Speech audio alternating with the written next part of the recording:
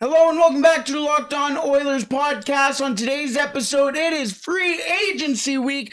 It sounds like Evander Kane may walk from the Oilers, so who could the Oilers take a look at this week on free agency day? We will take a look at that and so much more on today's episode of Locked On Oilers.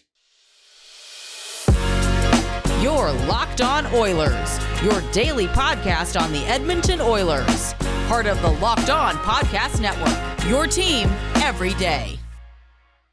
Hello and welcome back to Locked On Oilers podcast. I'm your host and former Oilers game day producer, Brett Holden. On today's episode, yes, as mentioned, it sounds like Edmonton has given Evander Kane the permission to chat with other teams. So, who could the Edmonton Oilers be looking at to replace his services on that top line and in the top six? Well, we will talk about three players the Edmonton Oilers might be bringing in. Some of them might be a former Oiler. We will get into that. Plus, it sounds like Connor Brown will be is making his way out of Ottawa. Darren Dreger sent out a tweet today saying that it sounds like trade talks around Connor Brown are heating up and Edmonton may be a destination.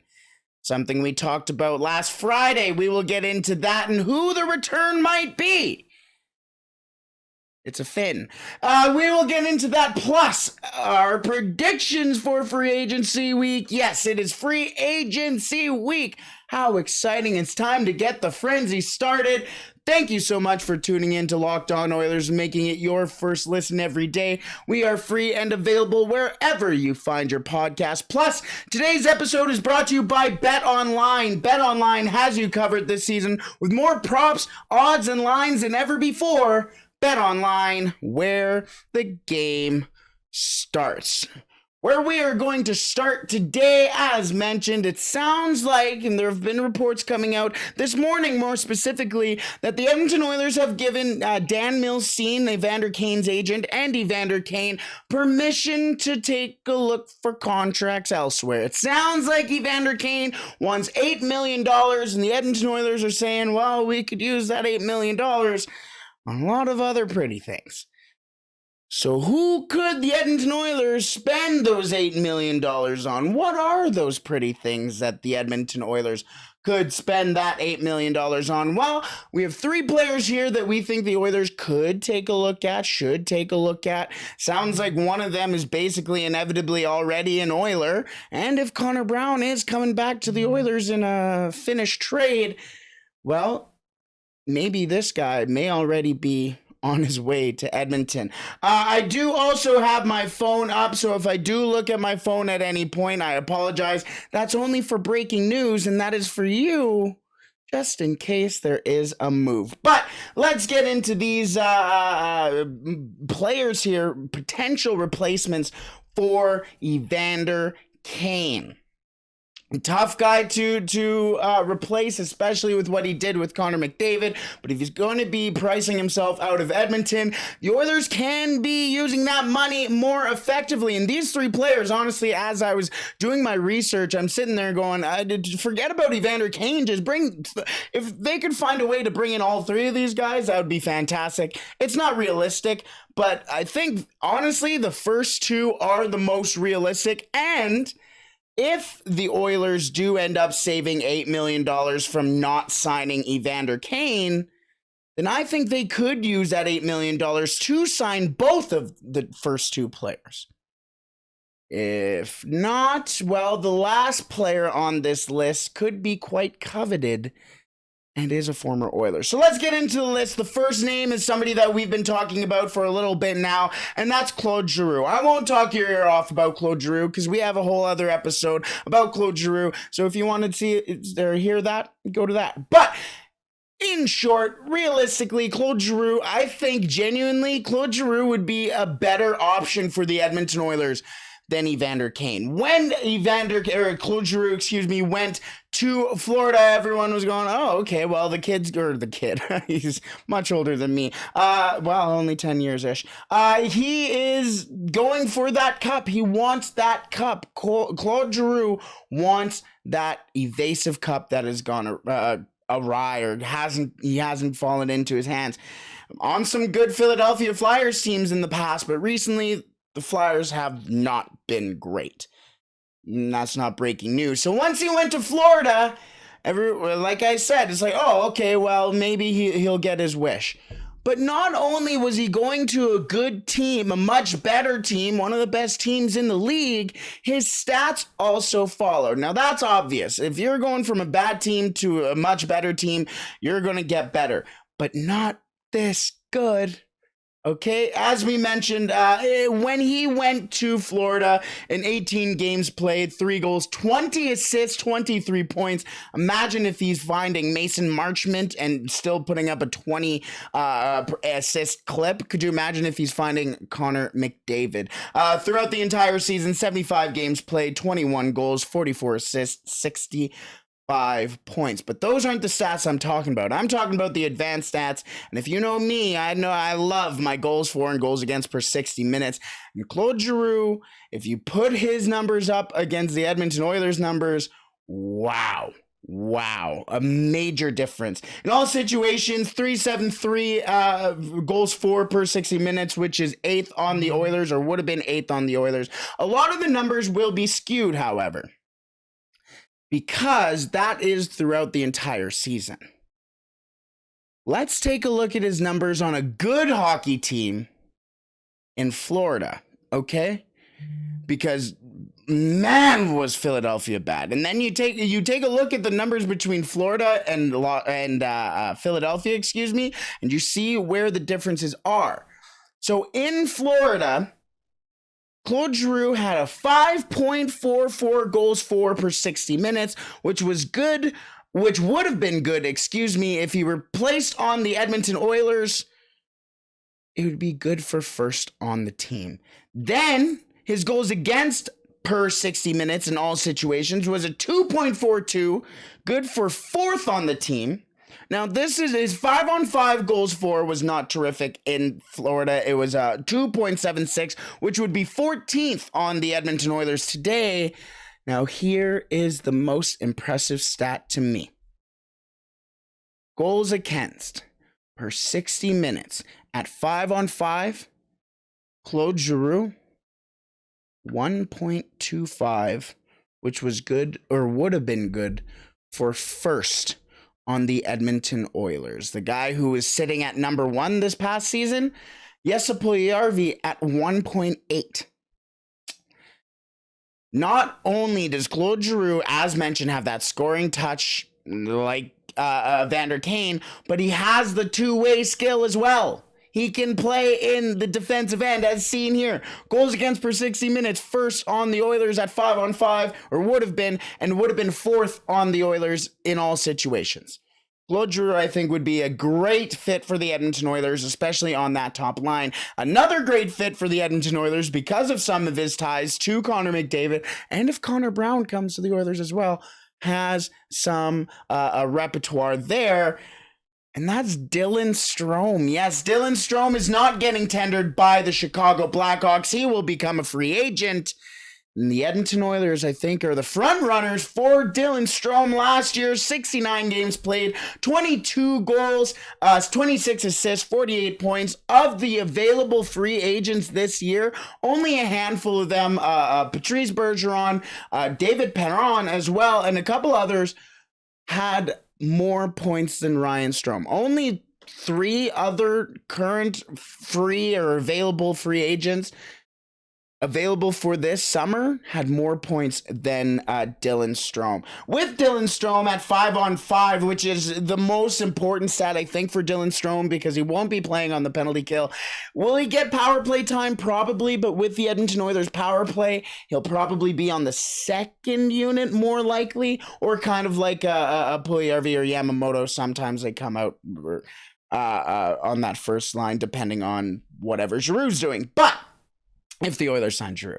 But on 5-on-5, he had a 2.77 goals for per 60 minutes, which was tied with Kailer Yamamoto if he was put on with the Edmonton Oilers. And at 5-on-5, goals against per 60 was at 2.5, tied for 9th with Tyson Barrie. Pretty impressive names there. Then on the power play, let's mention the power play, because if he would, this is a replacement for Kane. And so as I was taking a look at these numbers, Evander Kane's name came up. During the power play, Dylan Strome had an 8.08 goals for per 60 minutes, which was better than Evander Kane. More effective on the power play. So maybe he wouldn't be on that second unit. Maybe he'd be on that first unit.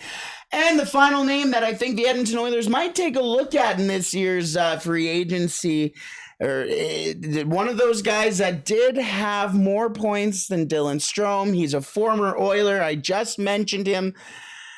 He's a Stanley Cup champion as well. David Perron. Yeah, how about a little bit of David Perron? This year, 67 games played, 27 goals, 30 assists, 57 points for David Perron. Another guy who is just a blue-collar guy, will go out there and chip away for goals. Chip away for...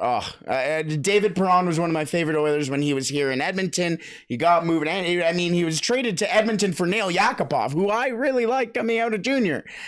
So, I think a very sentimental kind of player as well. And then you take a look at his numbers as well. Not only is he good offensively, but he's good in his own zone as well. In all situations, David Perron would have sat second on the Edmonton Oilers with a 1.89 goals against per 60 minutes. That was 0.01 worse than Jesse Puljujärvi, who was first for the Oilers in that stat at 1.88 in all situations.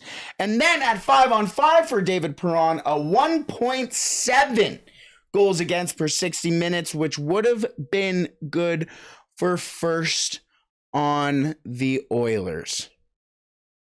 That's the type of not only offensive output the Edmonton Oilers need to look for in their new signing now, but also throughout their lineup. That could be a guy who's playing top minutes for the Oilers and preventing goals in their own end, but also scoring goals in the other end. That's exciting for the Edmonton Oilers. But who will the Oilers pick up? We shall see heading into free agency on Wednesday. One thing we may not have to wait till Wednesday for is who Connor Brown's next NHL team is. And I have a sneaking suspicion, if you watched Friday's episode as well, that next team is going to be the Edmonton Oilers. So what will a trade for him look like, and just what does he bring to the Edmonton Oilers? We will get into that in just a second, but first, I want to tell you about our partner over at Athletic Greens. Our next partner has a product I use literally every day. I started using AG1 because honestly, first of all, I wanted a supplement that actually tasted great. I'm a big boy. I don't like things that don't taste great. Especially when you think of a supplement drink, you think, oh my goodness, it's just greens. AG1 is not that at all. Plus, I wanted something that optimized my gut health and my immune system as well. I've got my parents on it as well. They text me saying, oh my goodness, thank you, genuinely. It is unbelievable what they have at Athletic Greens. So what is Athletic Greens? I hear you barking, big dog. With one delicious scoop of AG1, you're absorbing 75 high-quality vitamins, minerals, whole foods, source superfoods, probiotics, and adaptogens to help you start your day right. This special blend of ingredients supports your gut health, your nervous system, your immune system, your energy, your recovery, your focus, and aging. All of the things. All of the things. It is lifestyle friendly, whether you eat keto, paleo, vegan, dairy-free, or gluten-free. It contains less than 1 gram of sugar with no GMOs, no nasty chemicals or artificial anything, all while still tasting great. That is why I use Athletic Greens. Again, I like tasty things. It costs you less than $3 a day. You're investing in your health, and it's cheaper than that cold brew addiction that you have, because I'm certainly, as soon as I finish recording this, I'm walking directly to Starbucks because I do have that cold brew habit. It is recommended by professional athletes. Athletic Greens has over 7,000 5-star reviews, including from those athletes as well. Right now, it is time to reclaim your health and arm your immune system with convenient daily nutrition. It is just one scoop in a cup of water every day. That is it. No need for a million different pills and supplements to look out for your health. To make it easy, Athletic Greens is going to give you a free 1-year supply of immune supporting vitamin D and 5 free travel packs with your first purchase. All you have to do is head to athleticgreens.com/NHL network. Again, that is athleticgreens.com/NHL network to take ownership over your health and pick up the ultimate daily nutritional insurance. Alrighty, let's move into Connor Brown, who doesn't have green in his name. He has brown in his name. So sorry, Athletic Greens. I couldn't roll that together. But Connor Brown, it sounds like, is on his way out of Ottawa. Darren Dreger tweeted out today that it sounds like the trade market for him is heating up. Sounds like Edmonton is a top destination for him. And if you watched our episode or listened to our episode on Friday, this is nothing new to you. Because on Friday, we said that it seems like Jesse Puljujärvi will be out the door and heading to the nation's capital for Connor Brown. Yes, Connor Brown, the former former Erie Otter. Yeah, that's right. He was an Erie Otter. So now you're starting to go, oh, okay, now this is starting to make sense. Now it's starting to make sense why the Edmonton Oilers would want Connor Brown. Well, because Connor Brown played with Connor McDavid in Erie. In fact, Connor Brown's best year in Erie came the year Connor McDavid joined the Erie Otters in 2013-2014. You want to hear those stats that Connor Brown had? With Connor McDavid, 68 games played, 45 goals, 83 assists, 128 points. 128 points in 1 year with Connor McDavid for Connor Brown. Now, you must be sitting there going, well, there must have been some sort of establishment of points for him. Yeah, kinda. The 2 previous years for Connor Brown in Erie went like this: 63 games played, 28 goals, 41 assists, 69 points. So those assists are basically cut in half. So are the goals. In 68 games played in 2011-2012, 68 games played, 25 goals, 28 assists, 53 points. So something clicked. Literally, almost 100 points more from when Connor Brown didn't have Connor McDavid to when Connor Brown did have Connor McDavid. And then on top of those, you want to talk about plus minus. Now, I know that plus minus isn't the most sexiest stat ever, but that is okay when you're talking about OHL because that's all they have really available. But it is also pretty impressive to take a look at those numbers with the difference that Connor Brown had from when Connor McDavid came in to when he wasn't there in Erie. In 2011-2012, 2 years before Connor McDavid came in, Connor Brown had a minus 72 that season. Minus 72. I didn't even know that was possible. Then the following year, they got a little bit better and they sat at a minus 11 for Connor Brown. And then, when Connor McDavid stepped in on the Erie Otters, a plus 44 for Connor Brown. Now, the interesting thing is Connor McDavid didn't even light up the league really that year. 66 points for Connor McDavid, but the influence was just it was obvious. I mean, if you've watched Connor McDavid, you know what Connor McDavid brings to the Edmonton Oilers. And Connor Brown is one of Connor's best friends, closest friends, really. And that type of chemistry is unbeatable, but you take a look at Connor McDavid's career. And that year, except for the year that he broke his collarbone and played only 45 games, he still got 48 points that year. In 2013, 2014, the year that he first stepped in to Erie and Connor Brown got 128 points, that is McDavid's lowest point total ever in his career. Again, other than that shortened season in his first year in the NHL. That's terrifying and exciting at the same time. So, quickly, what does Connor Brown bring to the Edmonton Oilers? Well, last year in Ottawa, 64 games played, 10 goals, 29 assists, which was a career high for Connor Brown this year, which is pretty impressive considering how should I put this lightly? I mean, Ottawa was a pretty decent team last year, pretty exciting young team to watch. They're only going to, one of the best draft weekends for them this past weekend. They're going to be an exciting team, but they weren't the last couple of years. But still, 29 assists for him last year, 39 points, 10 penalty minutes, which is interesting considering he's probably going to be a third-line guy, but he can keep himself on the ice and disciplined. That's kind of exciting. Career highs for Connor Brown. He was much off his pace for his career high this season, but in last season, or 2 years ago, 2020, 2021, 21 goals for Connor Brown. As I mentioned, this year was a career high for him in assists, but his career high in points came in 2019, 2020.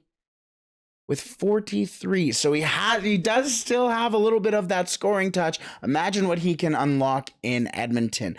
But the unfortunate thing is, are those advanced stats. And you know my advanced stats. I love that goals for, goals against per 60. So let's quickly look at those numbers. I'll get into the numbers and I'll make my case for why it's all right. In all situations, he had a 2.69 goals for per 60 minutes, which if you put him on the Edmonton Oilers would have been good for 16th on the Oilers. Goals against per 60 in all situations was a 3.8, which would have been good for 26th on the Oilers. At 5-on-5, 2.44 goals for per 60 minutes, 19th on the Oilers. 5-on-5, a 2.97 goals against per 60 minutes, which was good for 25th on the Oilers. And then just some extra stats here. PK, if he were to play on the penalty kill, which is realistically, if he's playing in the bottom six, he probably would. That would be a guy the Oilers would want playing in the bottom six. Only a 7.05 goals against per 60 for him there, which would have been good for 7th on the Oilers on their PK. So not too bad. But then he wouldn't really play on the power play at all because his goals for per 60 minutes was a 4.79. Now, I bring that up because, as I mentioned, what do I think that trade will look like? Well, I'm sorry to say, because I am a Jesse Puljujärvi stan through and through, but the return is going to be Jesse Puljujärvi. I'm not sure if there's going to be anything added on the Oilers side. I'm not sure if there's going to be anything added on the Senators side. But the two main pieces of this trade will be Connor Brown going to Edmonton and Jesse Puljujärvi going to the nation's capital. So let's take a look then at the counterpiece for Ottawa and what he did this year. For the Edmonton Oilers, Jesse Puljujärvi had a 4.18 goals for per 60 minutes, which was good for 6th on the Oilers, 10 points higher, 10 places higher than what Connor Brown would have been. At goals against per 60 minutes in all situations was a 1.88, as we've mentioned a couple times, good for 1st on the Oilers. 3.26 goals for per 60 minutes in all situations, which was good for 5th on the Oilers. 1.8 goals against in all situations for Jesse Puljujärvi, in 5-on-5, which was good for 1st as well for the Oilers. And then on the power play, 12 goals per 60 minutes for Jesse Puljujärvi on the power play, which would have sat 1st on the Edmonton Oilers. Well, which did sit 1st on the Edmonton Oilers. You draw your conclusions as you will. Obviously, there are a lot of things that go into a move like that, but We shall see. We shall see if it becomes official, when it becomes official, and then we will talk a little bit more on when we shall see just what the intentions are for them. For what it's worth, one of my closest friends is a massive Toronto Maple Leafs fan, and when he heard that, because Connor Brown used to play for the Leafs, when he heard that Connor Brown was probably going to the Oilers, he was quite disappointed. The thing that he said was, he's a Zach Hyman type. He's a guy that you guys are really going to like to watch because he just goes in the dirty areas and does it well. So, Oilers fans, maybe a pretty exciting prospect, or the idea, I guess. He's not a prospect anymore, but pretty exciting thing to think about for the Edmonton Oilers. Alrighty, so it is free agency week, and we've been talking about the could-haves and potentials, but let's talk about the absolutes, baby. Well, not exactly. We are going to make our predictions for this opening week of free agency. What's going to happen, and what will the Edmonton Oilers do? We will get into that in just a second, but first, BetOnline is your number one source for all your betting needs and sports information. Find all the latest sports developments, league reviews, and news. Hey, the MLB All-Star Game is right around the corner. Let's take a look at some of those home run derby props, huh? Huh? Oh, we love a little home run derby, baby. Hey, BetOnline. I wonder who's going to be in it. It's got to be Vlad. I think Vlad. No, Vladdy can't win it. Who will it be? Christian Walker, Arizona Diamondbacks, one of the top. Maybe is he in Arizona? I think he'll be in the home run derby. One of the best home run hitters this year. Pete Alonso as well. A couple guys you can take a look at BetOnline. BetOnline is your continued source for all your sporting wagering information, including live betting, esports, and much more, including scores as well. And betonline.net remains the best spot for all your sports scores, podcasts, and news this season. BetOnline.net is the fastest and easiest way to check in on all your favorite sports and events, including MMA, boxing, golf, and UFC. Head to the website today or use your mobile device to learn more about the trends and action. BetOnline, where the game starts. Alrighty, we shall move into our final segment of today. Just a quick one. We shall let you go really quick here. We've held you too long, but that's okay. Last week, we will go through our predictions, and last week, not exactly all correct, all of them, but one of them hit almost bang on the head. The first prediction from last week is, I predicted that Jesse Puljujärvi would get traded. Well, I wasn't quite correct. I heard a little bit of the rumors on Friday. I think either today or tomorrow, before free agency opens, Jesse Puljujärvi will be traded. But I just, we shall see. That's me just trying to make myself feel better from my failed attempt last week. Jesse Puljujärvi not traded last week, so that prediction last week was wrong. The second prediction from last week was that I thought the Edmonton Oilers would pick 2 goaltenders, and that was only if the Edmonton Oilers were able to scoop up another draft pick, or that's what I was mostly thinking. The Edmonton Oilers didn't. They just basically stayed pat, especially on day 2 in regards to their draft picks. And they picked Samuel Johnson from Brynäs, who's going to Rögle. A lot of Swedish names right there. 6'5" kid. Not the best season last year in Brynäs. We will see how he does in Rögle. And the third thing that I predicted from last week that I thought the Edmonton Oilers would do was pick at 29 and pick Reed Schaefer. Well, the Edmonton Oilers traded back and, picked still in the first round. They only traded back a couple spots to 32, so they still picked in the first round, so I'm going to count it. And they did pick Reed Schaefer there. They moved the Zach Kassian contract, so a lot of wins there on draft week for the Edmonton Oilers. Those were the 3 things we thought would happen last week. What do we think will happen this week? Well, the first thing that I think that will happen this week, and potentially before I even stop recording, or potentially before this episode even gets up, is I think Jesse Puljujärvi will be traded to the Ottawa Senators for Connor Brown. We just went through that. That's why I think it's going to happen. The second thing I think that will happen this week around the Edmonton Oilers is I think Dylan Strome is basically already an Edmonton Oiler. I mean, Connor Brown, this trade I think has been in the works since Friday for Connor Brown. You can reunite Connor Brown, Connor McDavid, and Dylan Strome. I think that's pretty exciting for all three of those players. I think the Oilers do it this week, potentially even before the window opens. Maybe they trade for his rights. I don't know. And the third and final thing I think that will happen for the Edmonton Oilers this week, as I tuck my tail between my legs and swallow my pride, I think Jack Campbell will be the Edmonton Oilers goaltender next season. I think he signs his contract. I mean, it's almost borderline tampering at this point. It sounds a lot like Jack Campbell has basically already picked his number for the Oilers. So Jack Campbell, I think, will be the Oilers the Oilers goaltender next year.